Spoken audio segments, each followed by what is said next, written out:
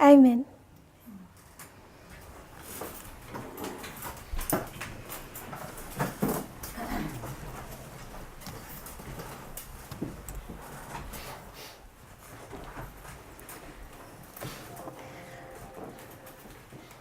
Some of what we look at today, probably most of it will seem like revision.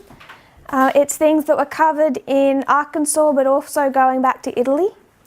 I want us to consider our lines, our four main lines, the line of the 144,000, the line of the priests, the Levites and the Nethinims, bringing in some of those other things that we have been noting.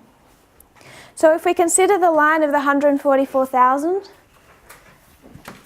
it begins at the time of the end in 1989. Then we mark 9/11.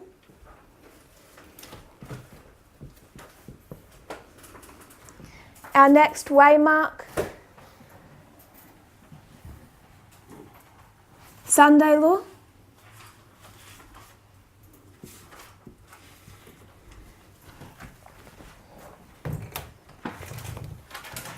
Close of probation.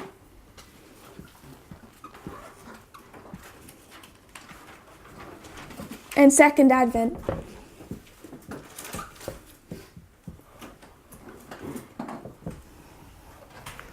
From 1989, the time of the end, and 9/11, the two new waymarks that we've studied out in this movement, but then the ones we know from the great controversy of Sunday law, close of probation and second advent. We can overlay on top of this Millerite history, which we know is also a template for our time. So 1989 is what in Millerite history?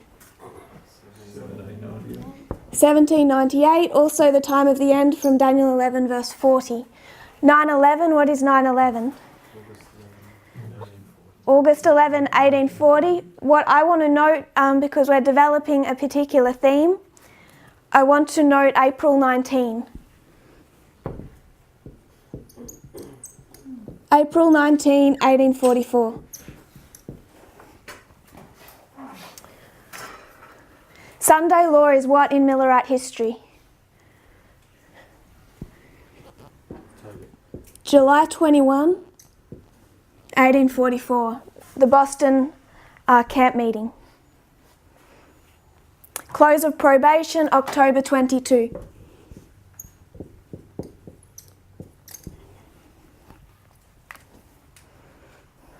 So those are our dates from Millerite history: 1798, April 19, 1844, July 21st as Sunday law, and October 22 as close of probation. This is from a pamphlet by Joseph Bates, written in 1847.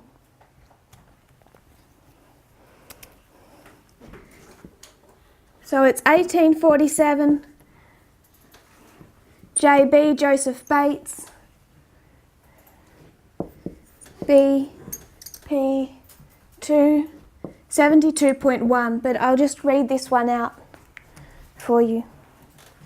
Speaking of this time, Joseph Bates says, "At midnight a cry was raised." When is midnight that the cry was raised? July 21. July 21 being midnight and midway between April 19 and October 22. So he's pointing to the Boston Tabernacle, and he says, "At midnight, July 21, a cry was raised. The bridegroom is coming, go ye out to meet him. Then all the virgins arose and trimmed their lamps.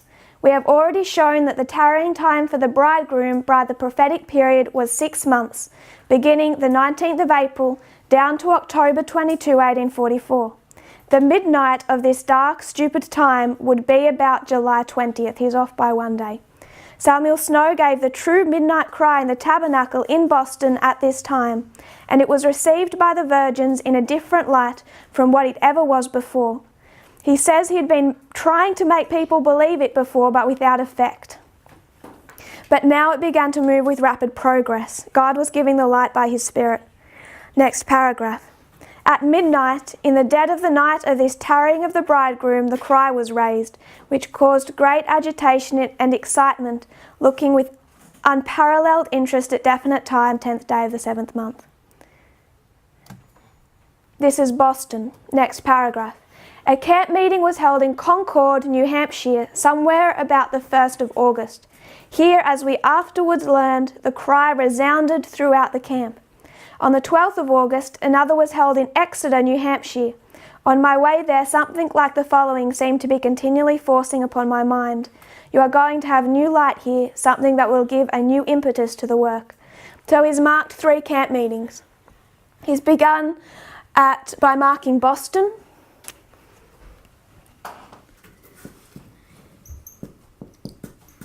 Then he's identified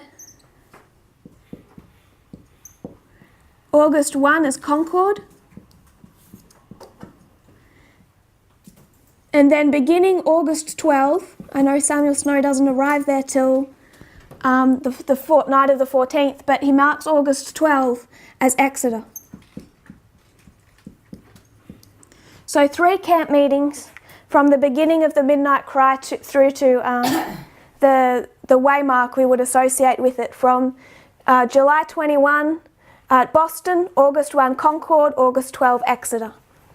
And this is the swelling of the loud cry.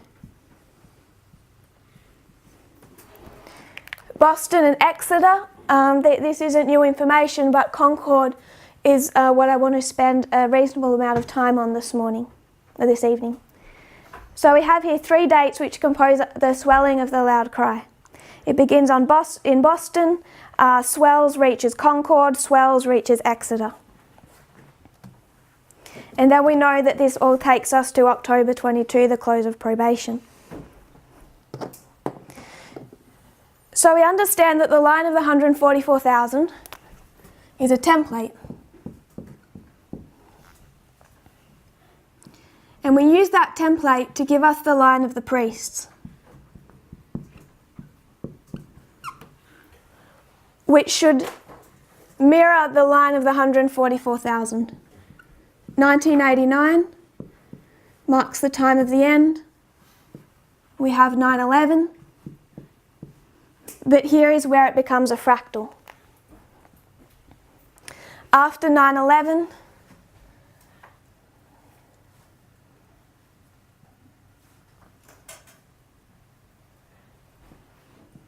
what is Sunday law for us? Sunday law becomes 2014. Close of probation becomes 2019. The second Advent becomes Panium.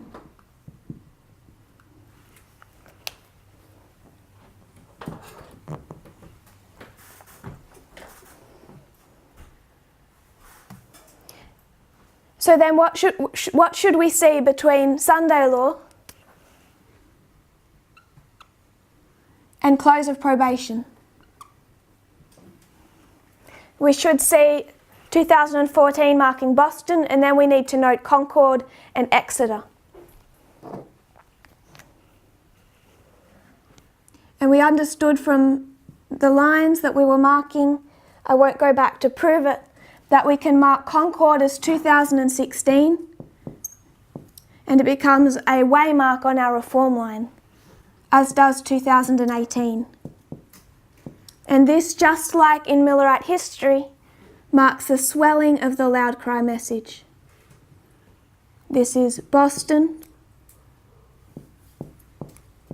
Concord, and Exeter.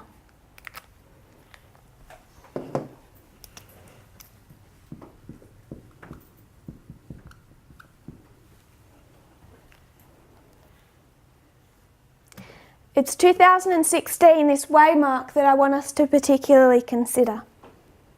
The waymark of Concord.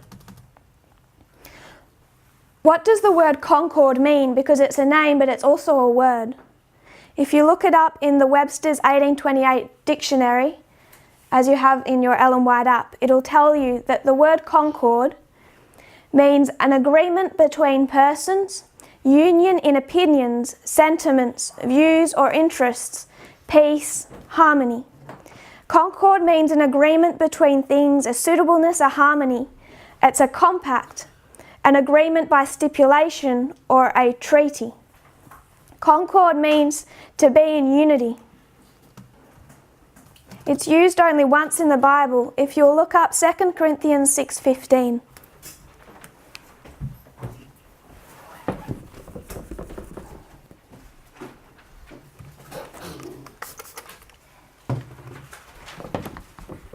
Second Corinthians chapter 6 verse 15 says, "And what concord hath Christ with Belial? Or what part hath he that believeth with an infidel?" So what concord can exist between Christ and Belial? That word concord means accordance or from. So to go back into the meaning as you travel down the words that it originates from G4857 accordance to G4856 means to be harmonious. That is to accord or stipulate by compact, to agree together, to agree with.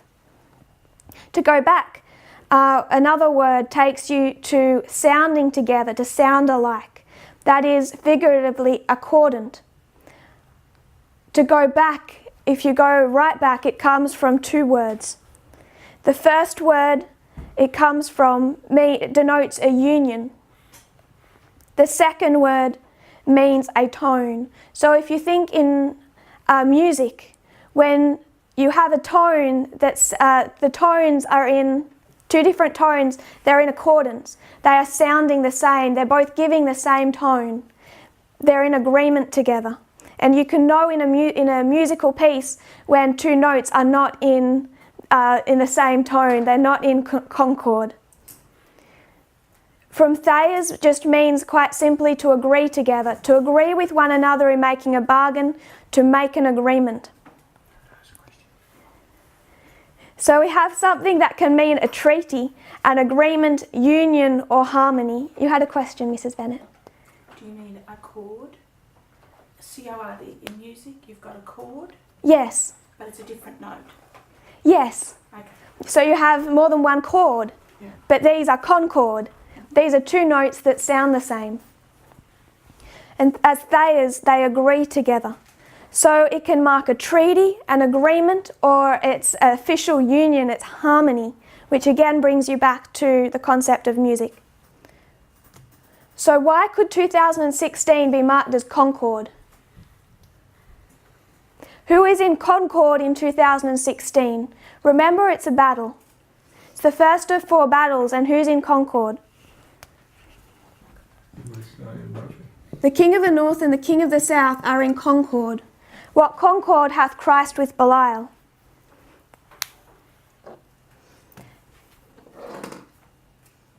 So in 2016 we can see concord.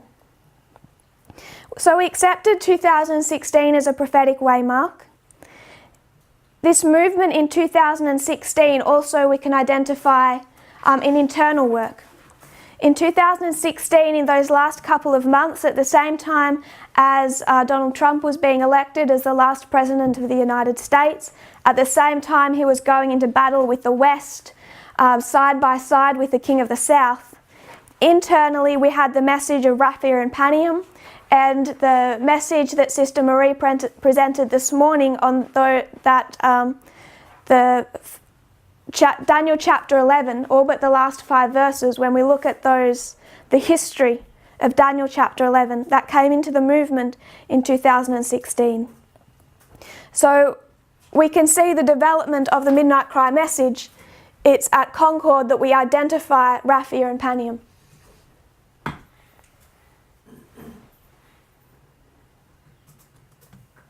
The question was asked, does World War III begin at Raphia? I would answer that and say no. We are in World War III. We've been in World War III since 2016. We understand that 2016 opened up with a battle, and World War II comes in two fronts, Western Front and then the Eastern Front. The Western Front of World War II began in 2016. We are already well into World War III. We're 2 years into World War III.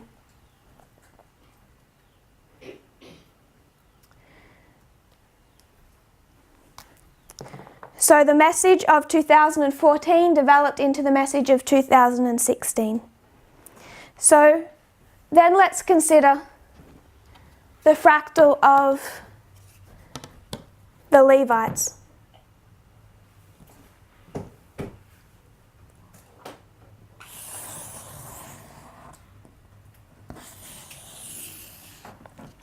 So we understand that their ploughing begins at 9/11. And we can see these 4 spaces of time in the concept of agriculture. So ploughing, former rain, latter rain, harvest.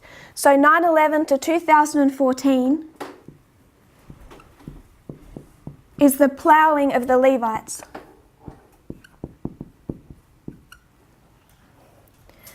When do they reach their former rain? Former rain from 2014 to when? 2014, I would suggest 2019. Elder Parminder did this in Italy. 2019 marks the beginning of the latter rain for the Levites. Panium marks their close of probation. And Sunday law, the second advent.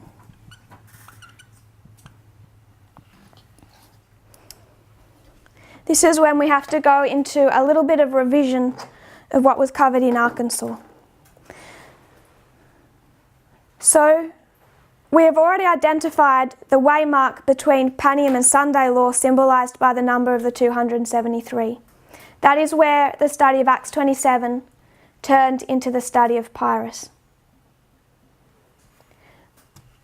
But what we looked at in Arkansas was, in the last couple of presentations, the revolutions. And what we demonstrated on multiple witnesses was that you can overlay the same pattern on all of these revolutions. We laid out 3 witnesses. So we could see that from September 11, so from 9/11, and this is 2001, to 11/9, and this is 2019, you can mark the French Revolution and the American Civil War.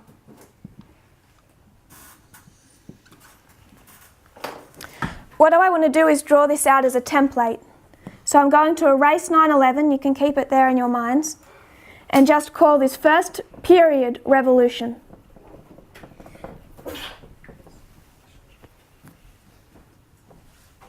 So from 9/11 to 11/9/2019 you have revolution, the overturning of the US government.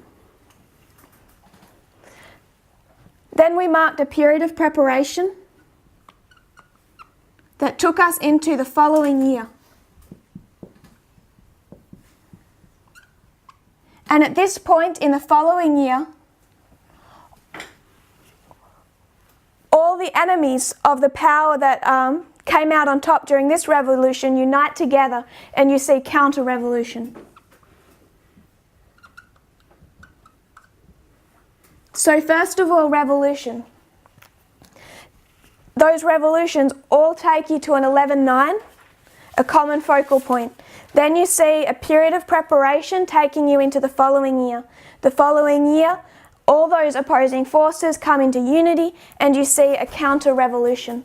So if we were to take this framework, and this framework was demonstrated from the German, the Russian, and the French revolutions,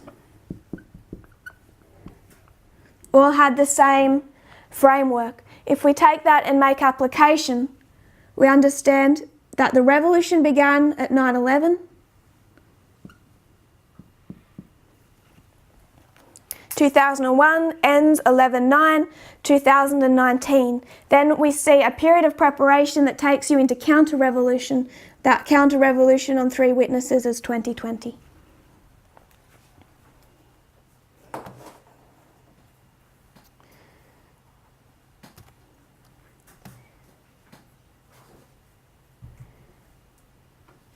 So we have revolution and counter-revolution. And we understand that one of the revolutions in this period that we can see typified it was the American Civil War.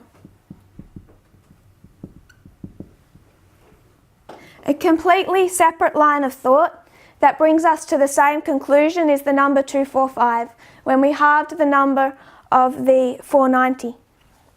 When we did that, took us to the 1770s. So if we took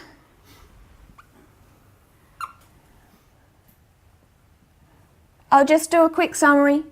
We just do 2020 and we go back a 245, we halved the 490, it takes us to 1775. 1775 is the beginning of the American Revolution. 2 separate lines of thought, 2 separate witnesses to identify 2020 as the beginning of the American Revolution. This is the American Civil War.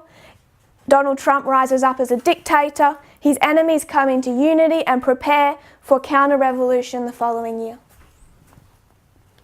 We can demonstrate that on 2 lines of thought. So we know that 2019 here is the end of the first stage of revolution, but then we can mark 2020 as counter-revolution. And what began the American Revolution? The Battle of Lexington and Concord. This is Lexington and Concord.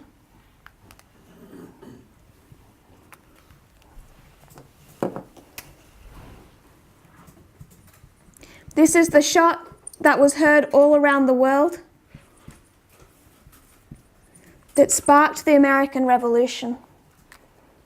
By April of 1775, reconciliation between England and the 13 colonies had failed. 2 months earlier, Parliament had declared Massachusetts to be in a state of rebellion, and on April 14, General Thomas Gage received secret orders from England to suppress the rebels. On the night of April 18, Gage sent 700 British soldiers to Concord to seize Patriot supplies there. At dawn, the British reached the town of Lexington, just east of Concord, where they found 70 American militiamen waiting for them on the village green. And we know they were waiting for them because of the famous ride of Paul Revere, where he rode all night to warn the American citizens that the British were coming. Warned of the British troops' movements, the Lexington Patriots had assembled in an effort to halt British progress toward Concord. Both sides stood their ground, and in a tense moment, a shot was fired. Though it's unclear which side, British soldier or American patriot, fired that first shot heard round the world, history remembers it as the start of the American Revolutionary War. Sending these orders to Captain John Courier on the day of the battles, Patriot Colonel Isaac Merrill wrote that after the engagement at Lexington, which left 8 Americans dead, the British troops thence proceed to Concord, killing and destroying our men in interest. He ordered Courier to mobilize and muster as many of your under-officers and soldiers as you can possible to meet immediately to some suitable place, and then to march off forthwith to Concord, or elsewhere, as in your discretion you shall think best, to the relief of our friends and country. By the end of that day, April 19, the British had suffered 273 casualties. So, we go from Concord to Lexington and Concord. Who's in Concord in 2020? Up here it's the King of the North and the King of the South. Who has come into Concord? Who has come into unity? If we take it back to this model, this is the preparation of the counter-revolutionaries. Everyone opposed to Donald Trump puts aside their differences, whether they're Democrat or Republican. He has enemies in both camps. They put aside all their differences and they come together to oppose Donald Trump. That is the exact same thing that happened in the German, Russian and French revolutions. They had to put aside their differences and come into unity before they could fight side by side. So in 2020 at the Battle of Lexington and Concord, we have these opposing forces come into unity.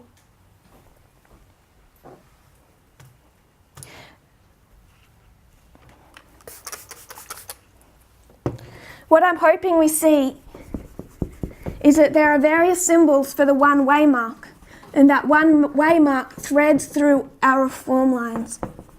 So when we think about Concord, we can start to identify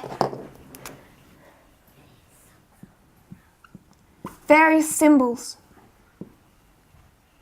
The first symbol we can identify is the name itself.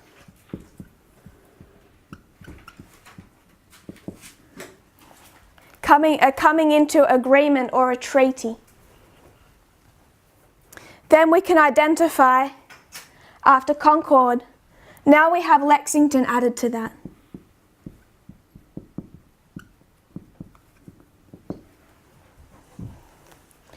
So 2016, the King of the North and the King of the South are in unity. In 2020, the counter-revolutionaries, all those opposed to Donald Trump, set aside their differences and joined forces against one common enemy. So when we consider our last fractal,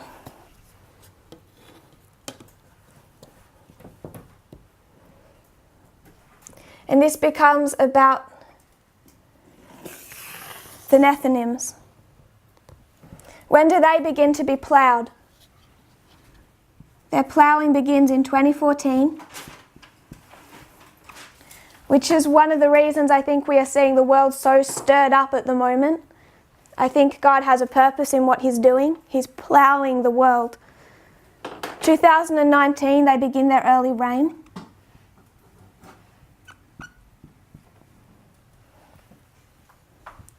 Panium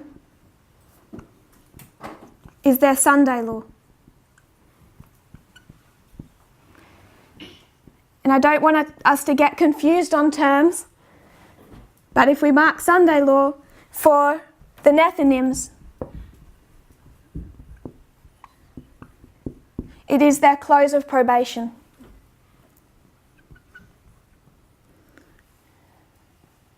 And close of probation becomes their second advent.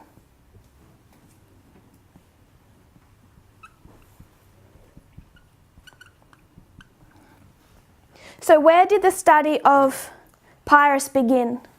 How did we go from Acts 27 to Pyrrhus? It was with the number 273, and what we identified was that the number 273 was a waymark between Panium and Sunday law. Right in here we have the number of the 273. The Navies of Rome by Michael Potassi. In 273 BC, Ptolemy II of Egypt established diplomatic relations and friendship with Rome. Who's in Concord in 273 BC? This is Egypt and Rome coming into a treaty and alliance, Concord.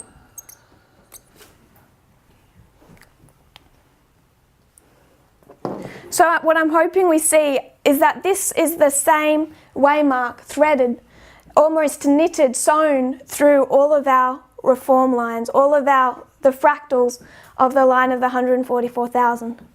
We can see it on the big scale with Millerite history, and then we can also identify it with in the priest's line with 2016 being Concord, 2020 Lexington and Concord, where there are 273 British casualties. And the symbol of the 273 we don't have a date for, we're not going to for a while after Panium, where Egypt and Rome come into unity. That this is the same waymark that is getting threaded through, sewn through.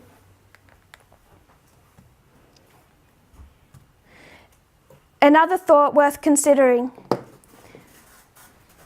Lexington and Concord, what day did that occur on? This is April 19. What is April 19 in Millerite history? April 19 is 2a, it's the arrival of the second angel's message. So when we consider the counterfeit, this was done in France but not in Arkansas, so you may be familiar with it or not. But if we can consider the counterfeit and how Satan resurrects his church.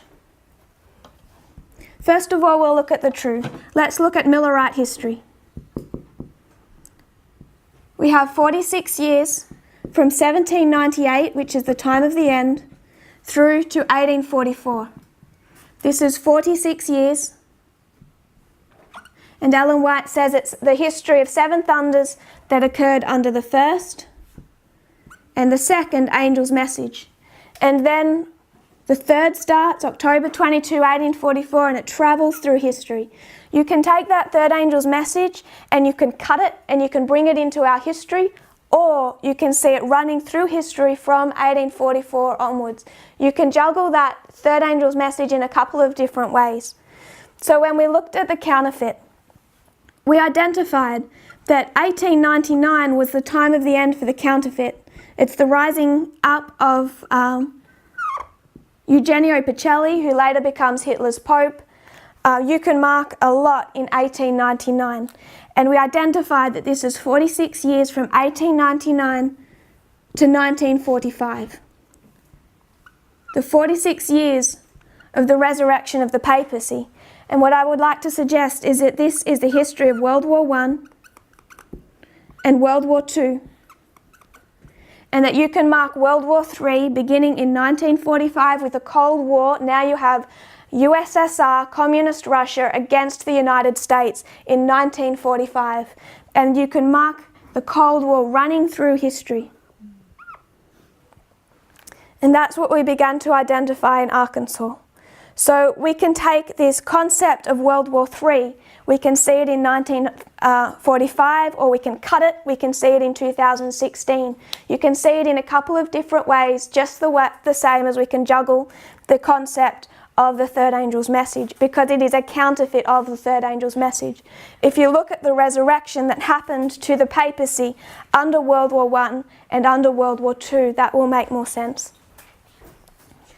Why I wanted to demonstrate that is because this waymark here in Millerite history, where the second angel's message begins, is April 19.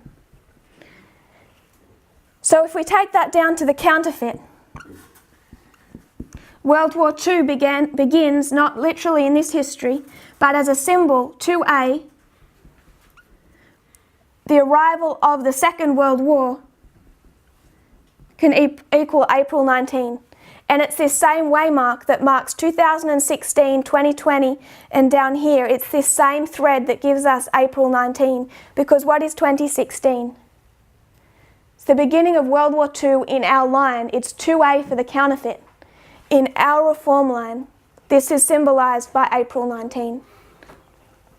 I don't think it's a coincidence that we can place April 19 as a symbol of this Concord waymark. So Concord, Lexington, April 19, and the number 273. All symbols that coincide with this waymark of Concord. And I'd like also to stipulate that we don't have to see every symbol at each one of these waymarks. I'm yet to see 273 in 2016. But the number 273 is something that was particular for the Levites. It was the bringing in of the Levites in Acts chapter 27. So it makes sense that we first mainly see it in the history of the harvest of the Levites as they're being brought in. So we see the number 273 here. And we can identify it here, but not here, but they're being stitched together. So Concord becomes Lexington and Concord, they're stitched. 273 becomes 273, they're stitched. What about the name of Lexington? We've looked at Concord, what does Lexington mean? I could only find one place to identify the meaning of the name of Lexington.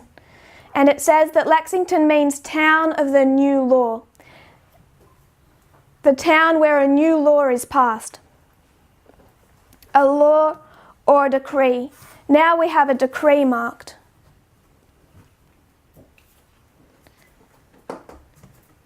So, Lexington and Concord. Lexington equaling a decree,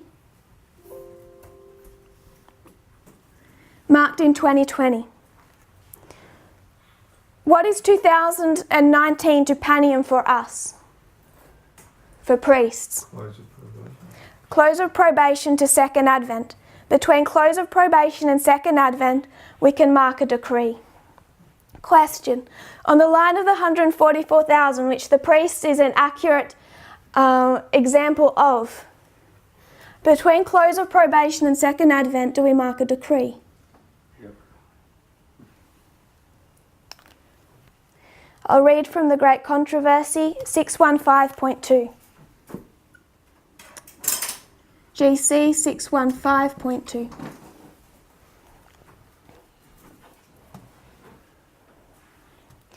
As the Sabbath has become the special point of controversy throughout Christendom, and religious and secular authorities have combined to enforce the observance of the Sunday, the persistent refusal of a small minority to yield to the popular demand will make them objects of universal execration.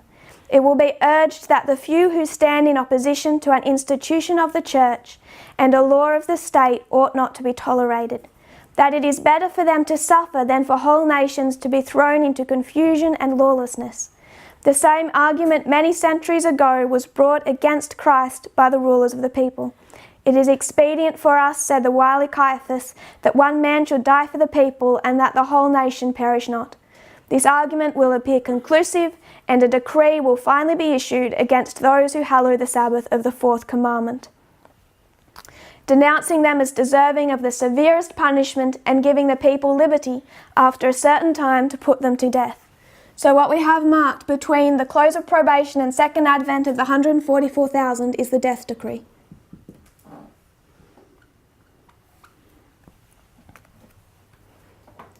Lexington.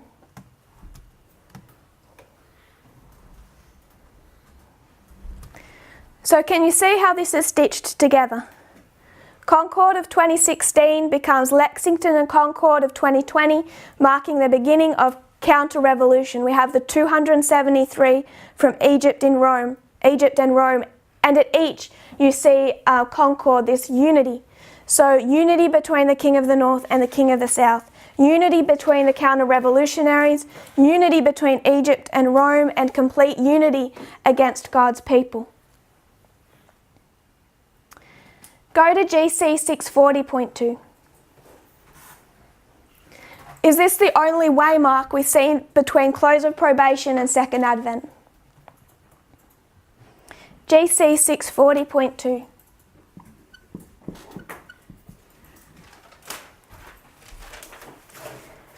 The voice of God is heard from heaven, declaring the day and hour of Jesus' coming. Next paragraph. Soon there appears in the east a small black cloud. So between close of probation and second advent, we have two waymarks, just like we do between Sunday law and close of probation. First we have a decree, and then we have time.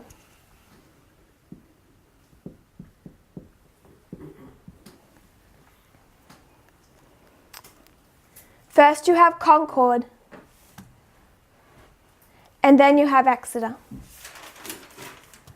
So we can see that on the line of the 144,000. Does that mean we should see that on our reform line? It means that in the line of the priests we have 2016 and 2018. And I'll mark it down here. But remember that it has implications for us up here. That there's a waymark in here that gives us time. And I would suggest that on 3 witnesses, there's a waymark in here that gives us time. Just as up here, we get time.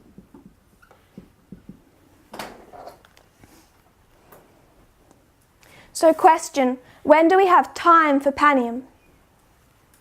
Do we have it back here? No. We have time for Panium here, we have time for Sunday law here, We have time for close of probation here, just like we are given the time of the second advent here, because Panium is our second advent.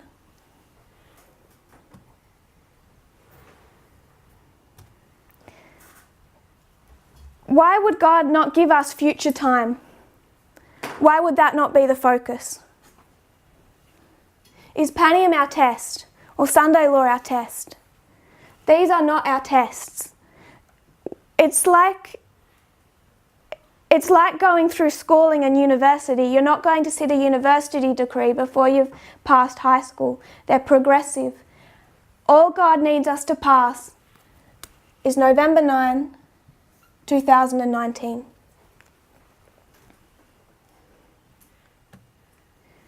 The first thing we need to be aware of is how many waymarks we still have coming. If we think we're looking ahead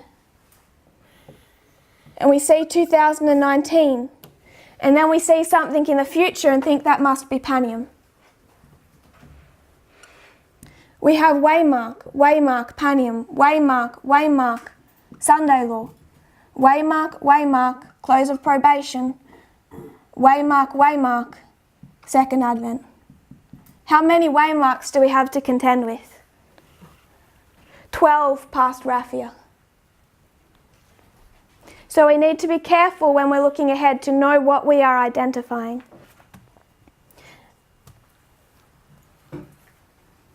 These future histories aren't at this stage our test. And looking into the binding off our focus will not help us pass our close of probation. Our test is to identify our close of probation and make sure that we are so settled into that, so sure of that, that we won't fail. The Millerites reached October 22, 1844, 20,000 in number, but it didn't look like what they had expected it to look like, and 19,980 fell away. We need to know not only when, but what Raphia looks like. That is our test. To do this correctly, I would encourage us to pray as Ellen White instructed us to, for humility, wisdom, courage and faith. He has led us this far, he won't fail us now. So in conclusion, what I want us to see is these threaded waymarks of Concord through our reform lines, that it's sewn together in all these different places, but it's the one waymark. And you can symbolise it with these different symbols used of Concord, a unity, Lexington, a decree, April 19, this 2A, and the number 273, the bringing in of the Levites. But as they interplay, particularly in 2020, when we see actually all four of these at one point in time, it locks them together. And we can also see that with the line of the 144,000, the priests and the Levites, that on 3 lines, 3 evidences, which locks in a fourth, that this is the waymark where we receive time. So if you would kneel with me, we're going to close in prayer. We do have, if you want, we can do a second study this afternoon, but I'm going to leave that open to others' decision.